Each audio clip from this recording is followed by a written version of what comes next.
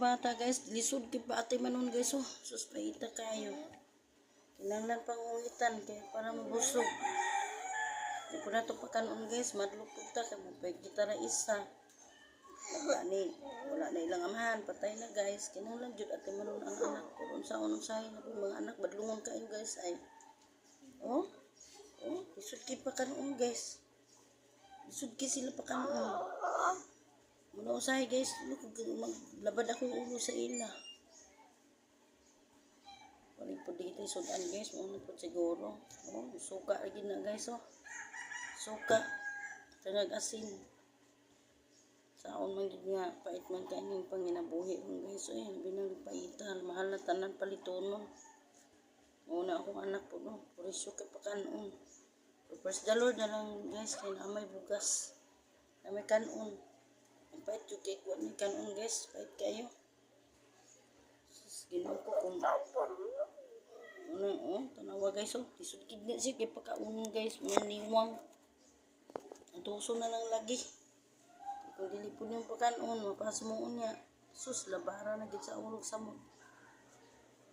Ang to sa gigkaon, suka lang lagi. Usay asin. Pero usahay man po, kaloy po sa Ginoo, lipod tanang panahon na wala di ayo. Kining single mom ta guys kay ating pahitag yun. Ambot tay mga anak unta ambot nila guys. Dilisod man kaayo sila usa pa. Napud untay buotan na tong anak.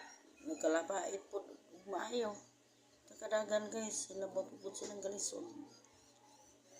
Koy anak ato sa kuan pero diligid makatabang guys. Diligid. Wala na lang kung ayo-ayo ani guys. Para ko mga anak guys. Kabangin ko mo guys kung unsa yung sa akin.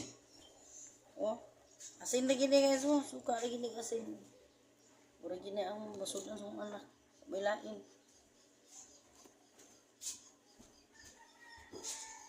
Kaya ako mga apo gagmay pagkaayo. Bilin pa sa inander eh. Oh, butang dia. Butang na dia. Tirisura gid guys, maginusara guys. Usa ka mo kung tibuok pa inyong pamilya, nya kompleto pa mo. Ang pingi gid na ninyong pamilya, kalisod kaayo maginusara. Para sa kuha. Kung na lang isa.